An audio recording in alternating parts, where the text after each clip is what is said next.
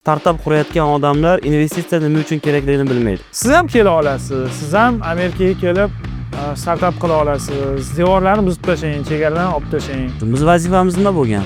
Startuplar topishmi? Yo'q. Startuplarni yetishtirib chiqarish. Potensiali bor bo'lgan odamlarni mindset shifting qilish biz vazifamiz. O'zi asli pul eng oxirgi darajadagi narsa. Pulgacha hamma bo'lgan imkoniyatlarni biz hamma narsani qilib beramiz. Pul ham bor, faqat u pul nima uchun kerakligini siz aniq aytib bering, bizga bo'ldi.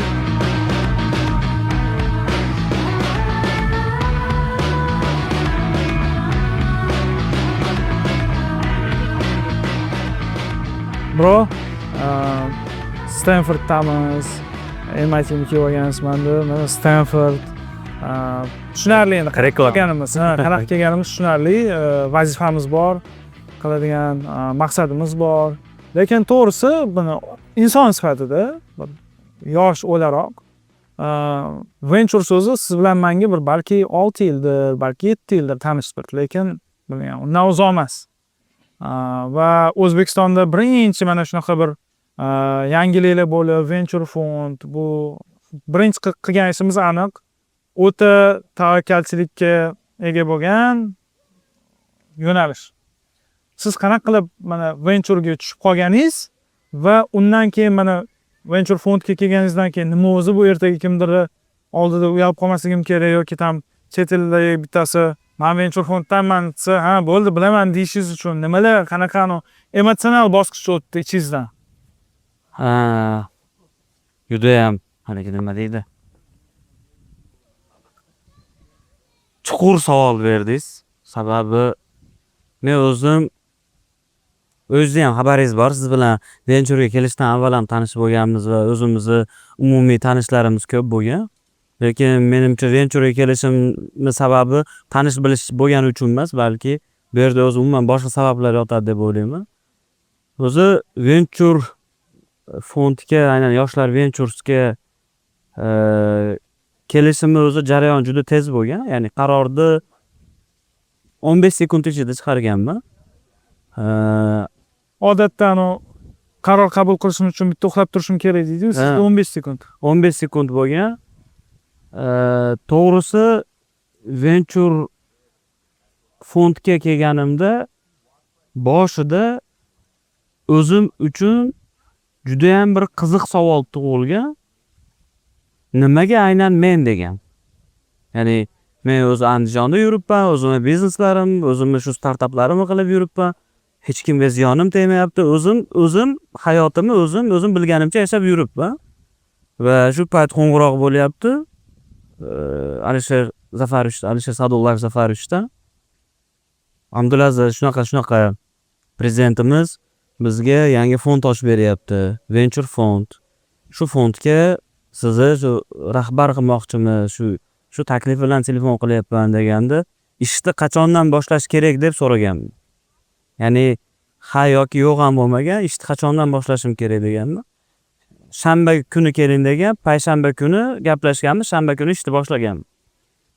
Aytmoqchi bo'lganim shu paytda o'zimga juda Shuni o'zi venture bo'lganding. Shuni o'zi katta venture bo'lgan, katta tavakkalchilik bo'lgan. Va ishni boshlagan paytimda men uchun juda qiziq bo'lgan narsa yana aynan shu narsa bo'lgan. Nimaga Toshkentda mendan kuchli bo'lgan ekspertlar, mendan kuchli bo'lgan odamlar yo'qmi? Bor.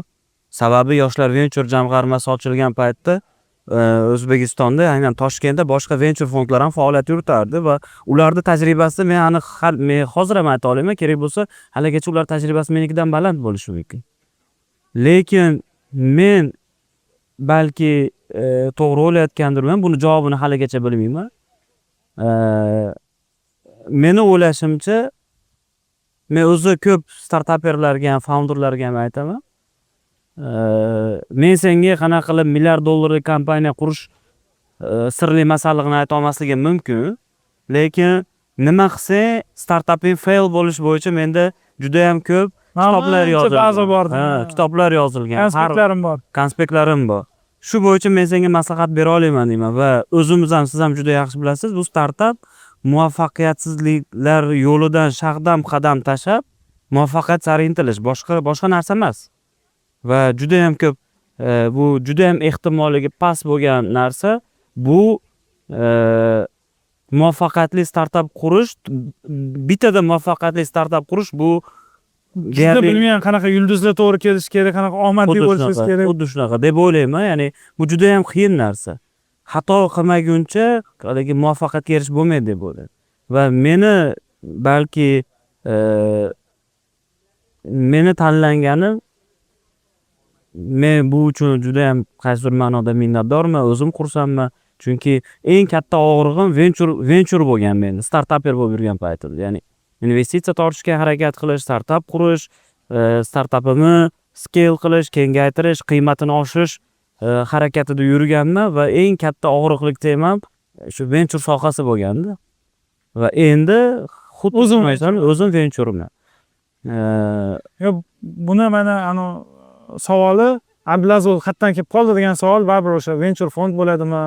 Startap olamida o'sha ayniqsa Toshkentda anchadan buyon bor odamlar bunday o'ylagan bo'lishi mumkin. Mana javob topdik. Bu endi men o'zim bilardim umumiy nimada. Keyingisi baribir o'sha undan oldin ham o'zi startaplar bilan sevgingiz kuchli bo'lgan-ku.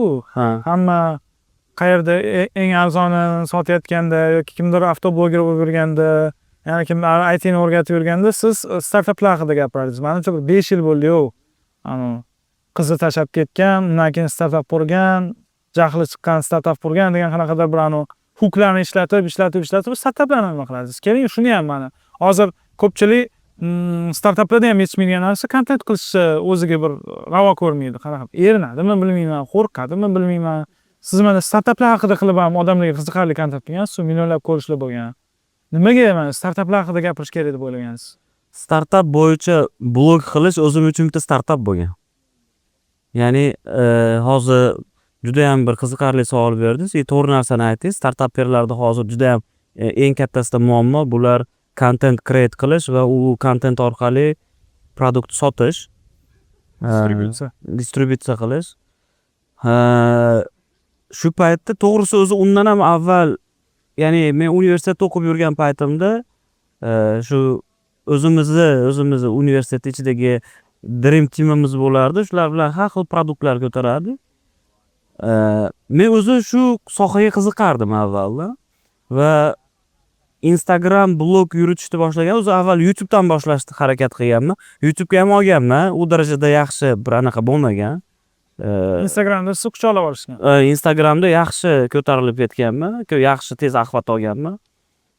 Shu paytda eng boshlang'ich nuqtasi shu yerdan boshlangan deb o'ylayman.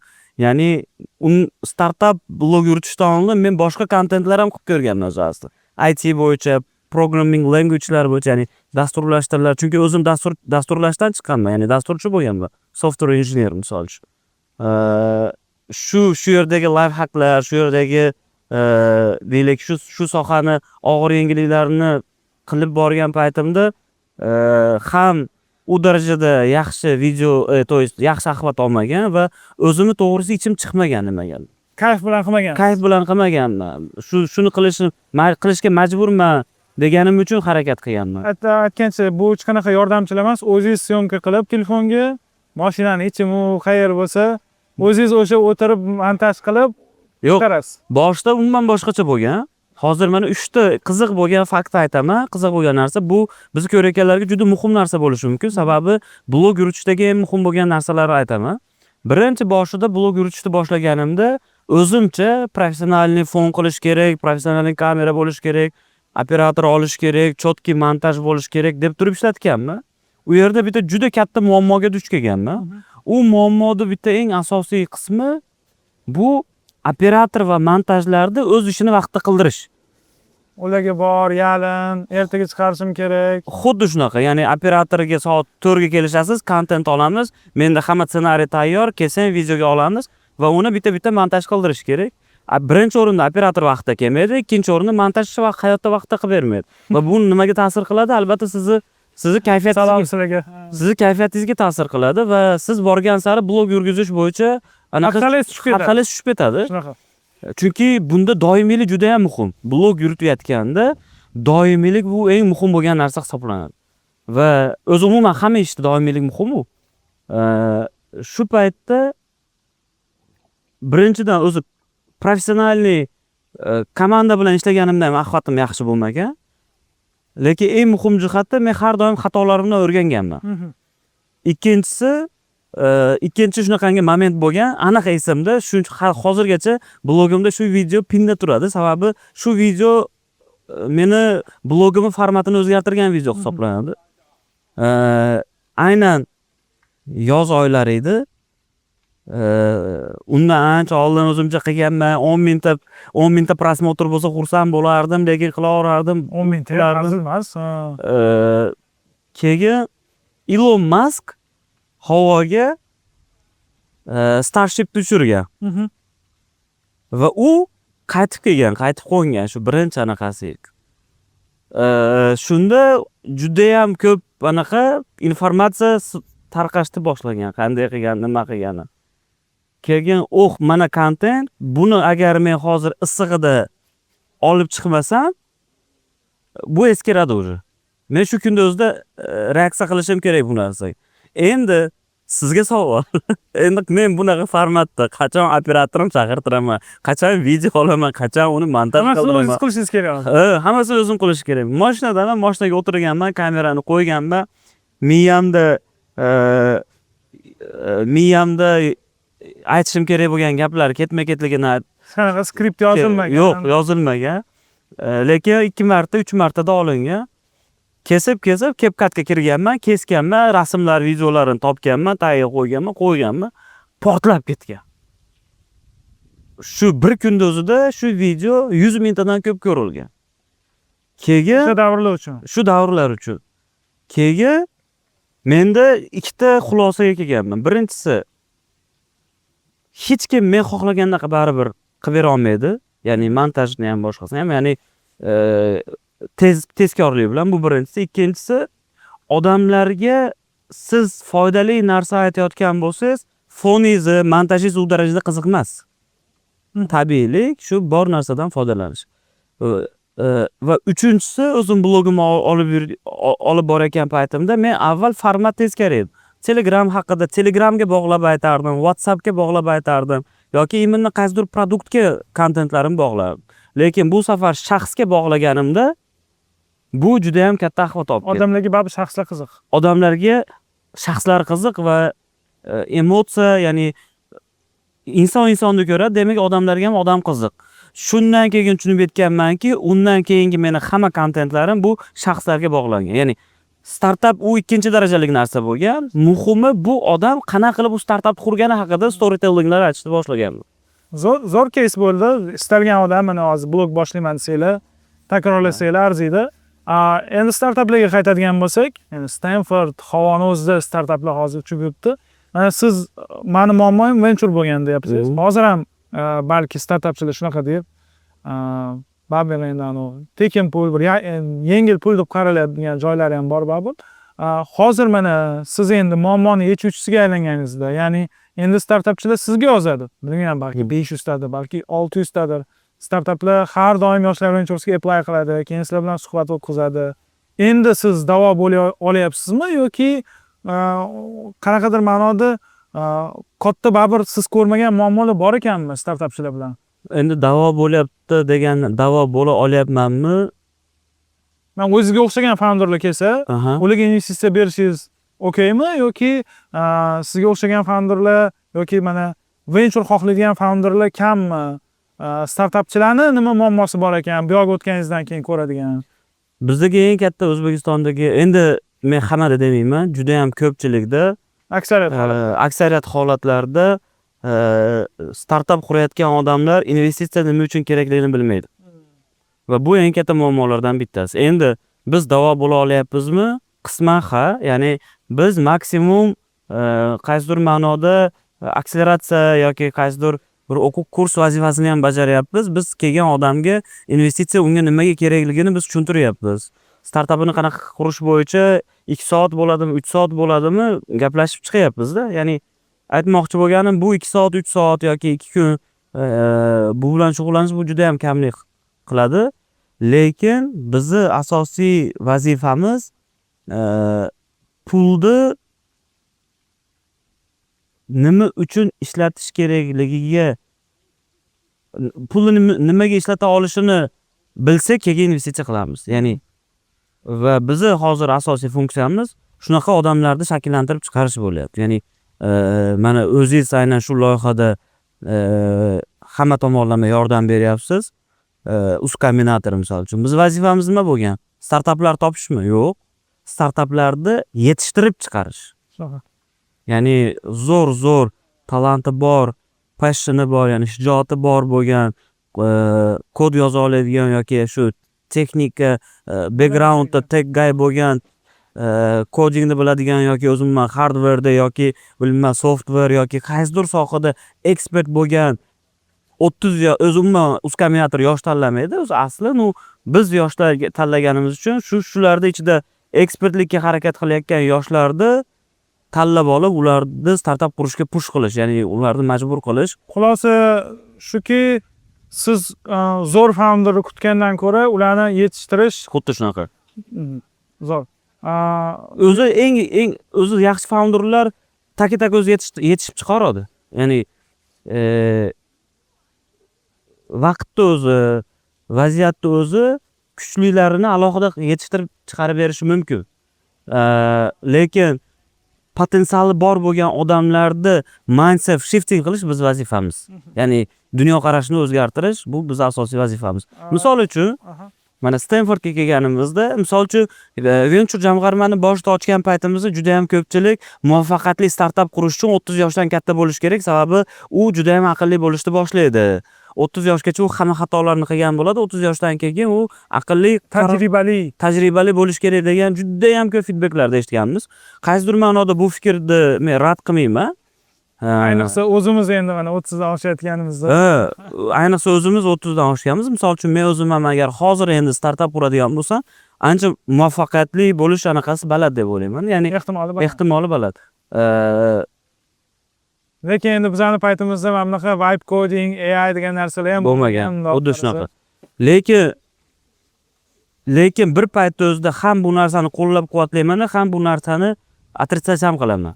Sababi shuncha uskombinator bilan ishlash mobaynida yoki umuman boshqa startap qurayotgan odamlar bilan ishlash mobaynida 30 yoshdan baland bo'lgan odamlarni startapni pivot qildirish juda qiyin. Ya'ni ular o'zlarini fikrida juda ham qat'iy turib oladi va ular boshqa o'zini deylik startapini rivojlantirish uchun qanaqadir katta risklarga bora olmaydi. Shunaqa. Endi bu yerda baribir boshqa faktorlar ham bor-ku, bizda misol uchun 30 yosh bu qanaqadir ma'noda o'rtacha farzandi bor, oilani o'sha xarajatlariga a'zo bo'lgan, xorjini bor va qanaqadir bir o'zgarish qilish unga muvaffaqiyatdan ko'ra muvaffaqiyatsizlikka olib keladigandek yoki boshqa ikkinchi faktor bo'lsa, nimaga buni aytganini qilishim kerak, men o'zim bilaman-ku. Xuddi shunaqa. Ego juda ham 30 yoshdan baland bo'lib ekspert bo'lgan sari bizda juda ham ko'pchilikda ego kuchayib ketishni boshlaydi. Fikrga ochiq emas va o'zidan yosh bo'lgan komanda a'zosi, jamoa a'zosi shu narsani rivojlantirish uchun nimadir feedback, taklif beradigan bo'lsa, bu qabul qilinmaydi ko'p holatda. Sababi meni sendan ko'ra tajribam ko'proq degan fikrda bo'lib qolinadi. Va men o'zim ham tajribamdan kelib chiqib, ya'ni venturedan oldin men o'ylayman shu paytda komandadagi, ya'ni men o'zim komanda yig'ib startap qurgan bo'lsak, u yerda as a product owner va project manager vazifasini bajargan bo'lsam, misol qaysidirlarida senior darajadagi software developerlarni ishlatgani meni startap qurgan startaplarimizni muvaffaqiyatsiz bo'lish sabablaridan bittasi deb bilaman. Sababi balki u paytda shunaqangi ham qilish kerak bo'lgandir, bilmayman. Sababi boshdan boshlab arxitekturani ideal qilib qurishga harakat qilish, men bu hol nima deydi, anchadan keyin tushunib yetishni boshlaganman, bu noto'g'ri bu. Ya'ni birinchi o'rindan mijozni topishga harakat qilib, launch fast. O'ta shu narsa, ya'ni u paytda biz nima qilganmiz? Har kuni stand up meetinglar. 2 haftada bir marta sprint review misol uchun. Startap emas, korporatsiya hayotini Xuddi yaratgan shunaqa sizlarga. korporatsiya hayotini startap qilib qurmoqchi bo'lganmiz va bu narsa qiyin bo'lgan, muvaffaqiyatsiz bo'lgan. Chunki reja bo'yicha ishlab aytilgan vaqtda qilish kerak bo'lgan, lekin albatta aytilgan vaqtdan cho'zilgan. Nima demoqchiman? Hozir mana siz bilan kechagi kuni mana Hacker House'ga kirdik. Mana Yasin degan do'stimiz Hacker House'ga kirdik. U yerda mana как раз o'zimizni o'zbek yigitimiz shu housdan chiqqan Sardor. Va men xursand bo'lgan narsa, yana 3-4 ta bolalarda o'zbek yigitlarimiz u Vaysiga, Y Combinatorga tayyorlayapti. Va eng qiziq tomoni ularda boshqa millatlar ham bor. U yerda meni lol qoldirgan narsa, u yerda 30 yosh ham yo'q-da, aka. Shunaqa. Eng kattasi menimcha 25 yosh u yerda. 25-26 shu. 18 yashar bola уже produkt qurib Amerikada MRR'ni qilyapti. Eng qizig'i amerikalik emas u. Shunaqa. Boshqa millat vakili, boshqa joydan kelib. Emas, Pokistonlik edi u. Turkka o'xshaydi. Pokistonlik. Pokistonlik, shunaqa. Endi o'sha emotsiyalar bilan ham bo'lishsak, ya'ni Stanforddagi albatta nimamiz, intervyumiz ko'p bo'lib ketsa, rejalarimiz o'zgarib ketadi. Shuning uchun emotsiyalar ichingizda mana Abdulaziz nimani his qilyapti? Biz endi o'sha videoyingizda aytganingizdek Instagramda tasavvur ham qilmaganmiz, faqat internet saytlarda o'qiganmiz yoki bir social network degan kinoni ko'rganimizda, Zuckerberg mana Harvardda ekan, Harvard deganmiz qanaqadir bir hafta ichida Yale, Cornell, Tech, albatta NUI, Harvard, Yale, MIT yuribmiz. Emotsiyalaringiz qanaqa mana Powell Street, ya'ni biza nima qilishimiz kerak? Ana shu yilni olaylik, keyingi 5 yil haqida emas, rejalashtirish juda bir ishlamaydigan narsalardan biri, chunki biza juda ham yomonmiz bashorat qilishda. Nima qilishimiz kerak? Mana O'zbekistonga qaytishimiz bilan 1 2 3 stop bilmayman, bizadan ko'proq global founderlar chiqishi yoki mana bitta xonada o'tirganimizda 4 ta YC founder o'tiruvdi. Shu 4 tadan olaylik, yana ko'proq bo'lsin. Ko'proq o'zbek yigitlari O'zbekistonda bir qanaqadir bir kichkina 3 oyligina shug'ullanadigan startap emas, balki bir kattaroq loyihalar qilish uchun, kattaroq startaplar qilish uchun. Chunki mana sizni har doim yoshlar ventures rahbari mana shu yerda pul turibdi. Minusku mana 10-20 hozir undan ham ko'p millionlab dollarlar turibdi. Misol uchun startap kelsa, quraman desa, natijasi bo'lsa oladi. Nima qilishimiz kerak? Birinchi o'rinda bizga juda qiyin bo'ladi. Lekin qilamiz. Birinchisi qiyin bo'ladi. Chunki biz maktab kerak bo'lsa, maktablardan boshlashimiz kerak.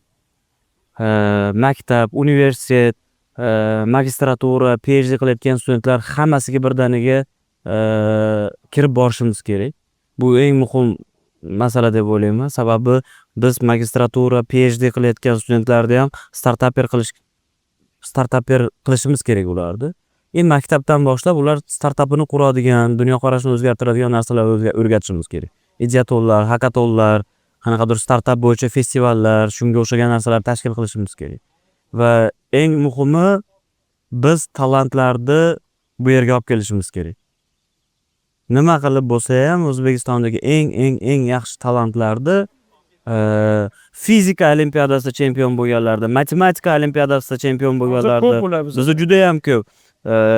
Istalgan ximiya bo'lishi mumkin, boshqa sohalarda ingliz tili, hammasi informatika juda ham ko'p. Ya'ni bu ular bu yerda bu orqali yaxshi credibility oladi. Ya'ni qadrlashadi bu narsani va undan foydalanib bu yerda muvaffaqiyatli startap qura olish imkoniyatiga ega bo'ladi. Muvaffaqiyatli startapning asosiy narsasi ikkita nima? Birinchisi network, asosiy tashqari tomondan, tashqi omil deganda. Birinchisi network, ikkinchisi investitsiya misol uchun.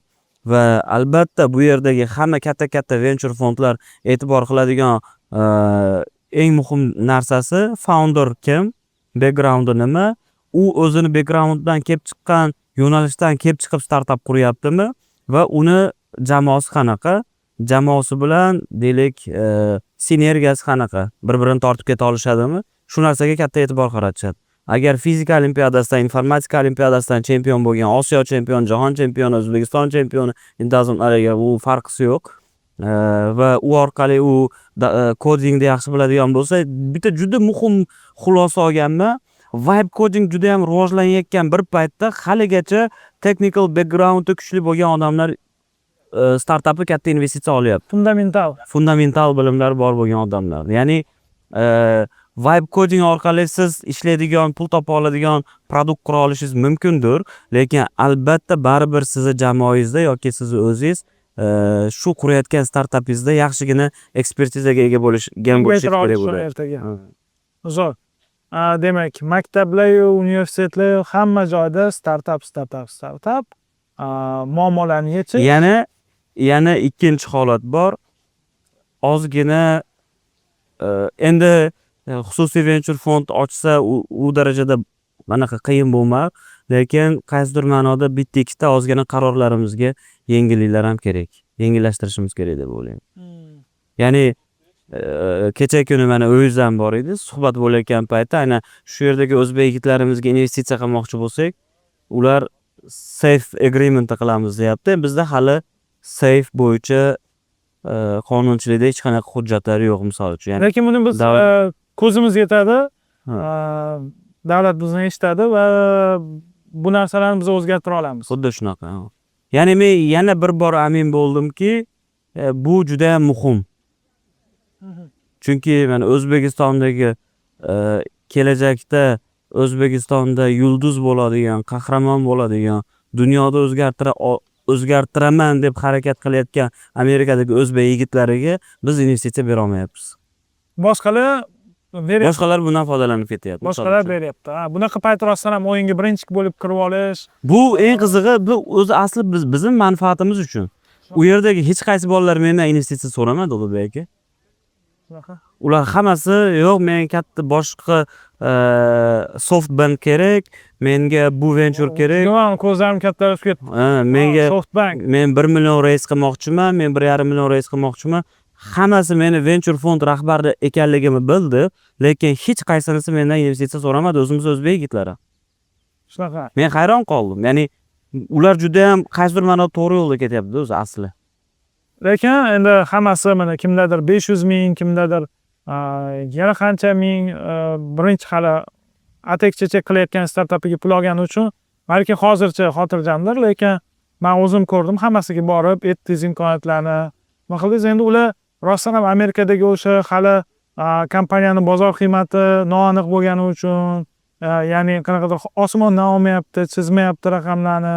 Masalan, O'zbekistonda ayrim founderlar bor, o'zim ko'radiganim, shartda men buncha million dollar ekanman deydi, o'zi ishonib shunga aytib yuradi, bu oxirgi olgan puling emas, birodar aziz. Ertaga yana venturedan pul olsang yoki boshqa qilsang, boshqa qanaqa qilib rivojlanib ketasan, bu naqdga o'zi qanaqa chiqasan postmanida. Nima qilamiz? Bular juda spokойный bunga.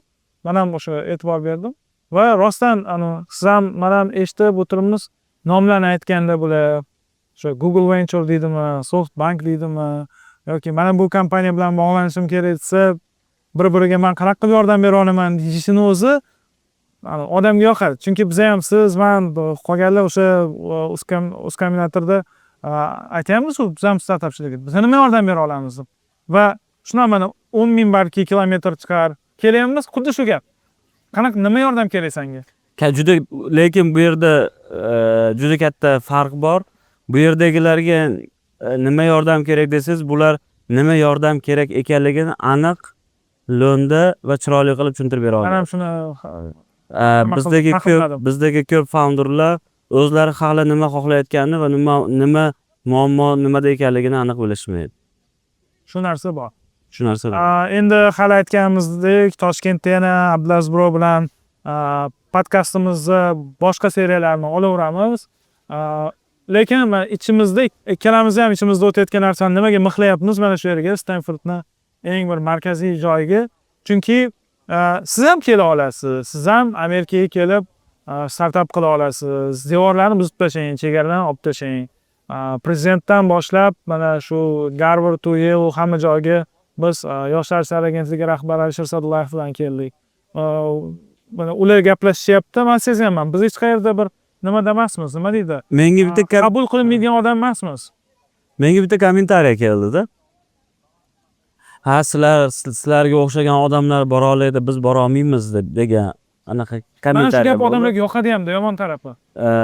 Eng qizig'i men aynan yo'q joydan u Andijondan kelgan odamman. Meni na Yoshlar ishlari agentligi Alisher Sa'dullayev bilan men yaqin oldin tanish bilish bo'lganman. Na bitta joyda o'qiganmiz, na bitta joyda tug'ilganmiz. Bir-birimizni bog'lab turadigan hech narsa bo'lmagan. Lekin shu o'zimizni ishonch qilgan mehnatlarimiz shu qaysidir ma'noda jamiyatga yoqib, xush kelib va bizni shu narsaga loyiq ko'rgani uchun hozir shu yerdamiz. Ya'ni Albatta shu joyda rostdan tanish bilishingiz bo'lishi kerak degan narsani yig'ishtiring, bitta urinib ko'ring. Tanish bilish bo'lib oling biz bilan. Ha, yo'q, o'zi yaxshi ma'noda tanish bilish hech kim inkor qilmayapti. O'sha qo'sh tirnoq ichidagi siz bora olasiz, biz bora olmaymiz deydigan mana shunaqa. Aka mana bugun fasodlar bo'ladi. Bugun mana o'sha kecha kuni startaperlar bilan gaplashganimizda qancha masalasini hal qilishdi va nimani evaziga? Ular bir-biri bilan yaxshi aloqa o'rnatgan. Shunaqa. Ya'ni o'zi asli bu network, ya'ni tanish bilish degan narsa bu yaxshi ma'noda ishlatilishiga juda muhim bo'lgan, muhtoj bo'lgan narsa, ayniqsa startaper. Shunaqa. Ya'ni muvaffaqiyatga erishayotgan odamingiz bilan tanish bilish bo'lib, undan yordam so'rashingiz, bu sizning yarim muvaffaqiyatingiz degan. Siz bankda muammoyingiz bormi? Bankdan muammoga yechim topmoqchimisiz? To'g'ridan to'g'ri eshigini tepib kira olmaysizmi? Demak, bankda eshigini tepib kiradigan odamni topishingiz kerak siz. Ya'ni bu hayot qonuni demoqchiman. Ya'ni tanish bilish bilan qarindosh urug'chilik juda katta farq bor-da. O'zi tanish bilishlik so'zini o'zi juda yomon ma'noda singib ketgani uchun ham o'zi shu so'zni yomon qabul qilishadi. Xuddi shunaqa va bu noto'g'ri deb o'ylayman. Sababi bizda anaqaga o'xshaydi haligi endi bilasiz-ku, mana nomer olish kerak bo'lsa ham tanishing bormi? Xuddi shunaqa. Ya'ni nimadir neto vaziyatga tushib qolsangiz, mana gayiga tushib qolsangiz ham tanishing bormi? Mana shu narsalar, tanish demak qanaqadir bu qoidabuzarlik uchun kerak bo'lar ekan degan tushuncha paydo bo'lganda. Xuddi shunaqa anaqaga o'xshaydi. Bizda ko'p odamlar boy bo'lishga qo'rqadi-yu. Boy bo'lish qiyin, boy bo'lish imkonsiz. Agar boy bo'lgan bo'lsa, nimadir bor deydi va bu narsa bizni yoshligimizdan singdirib kelingan. Qaysidir universitetga tashrif buyurganimizda aynan Alisher Zafarovich aynan shu haqida aytganda, men research qilib, haqiqatda o'rganib, xulosa qilganman. Haqiqatda shunaqa. Ya'ni bizning ertaklarimizda ham boylar semiz, qorni bor, xasis bana qilib ko'rsatilganda va bu narsa o'ylaymanki jamiyatni shunaqangi noto'g'ri stereotiplar bizni jamiyatimizni rivojlantirishga to'sqinlik qilyapti.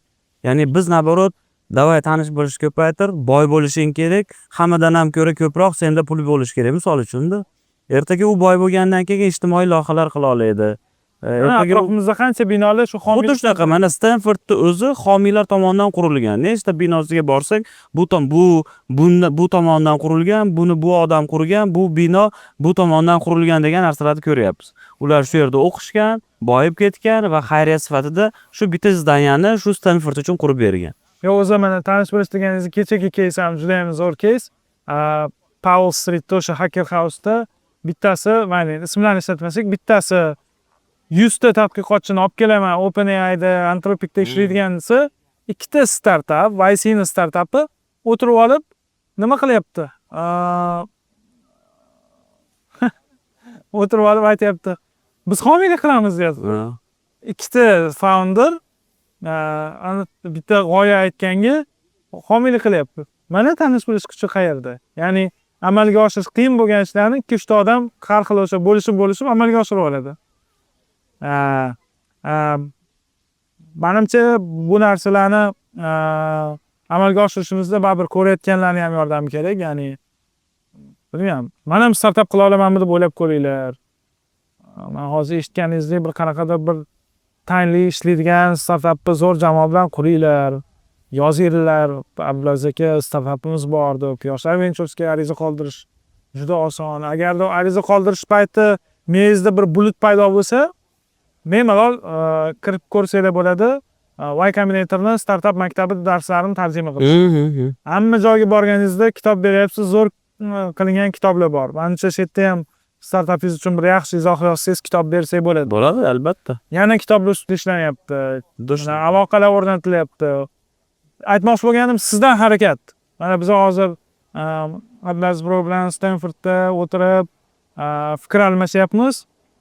Lekin buni siz, men, yana 2-3 ta odam bilan qilsangiz o'ta qiyin. Aytganingizdek qiyin bo'ladi. O'zi asli pul eng oxirgi darajadagi narsa.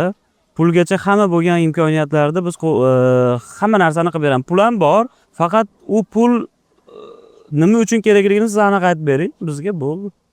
Kitob o'qing, o'rganing, quring, jamoa yig'ing, minimalniy produktingizni ko'rsating, MVPingizni, pul nimaga kerakligini ayting. O'zi asli u darajada qiyin emas, faqat mehnat kerak.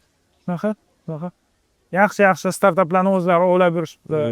Shuning uchun do'stlar, obuna bo'linglar, ko'ringlar, bo'lishinglar, boshqa founderlarga ham ko'rishsin va endi sizlar bilasizlar, eng kamida yozsanglar bo'ladi Yoshlar Ventures'ga startup uchun. Kerakli bilim olasizlarmi? Agarda pishib yetilgan bo'lsangiz, hissa olasizlarmi? Bemalol. Faqat siz ham harakat qilinglar. Founders Cafe uchun maxsus Stanforddan Atlas Pro bilan. O'zi ikkalamiz ofisimiz yonma-yon. O'zbekistonda. Kelib bir qadam bilan ikkita quyonni urishinglar mumkin. Ko'rishguncha sog' bo'linglar.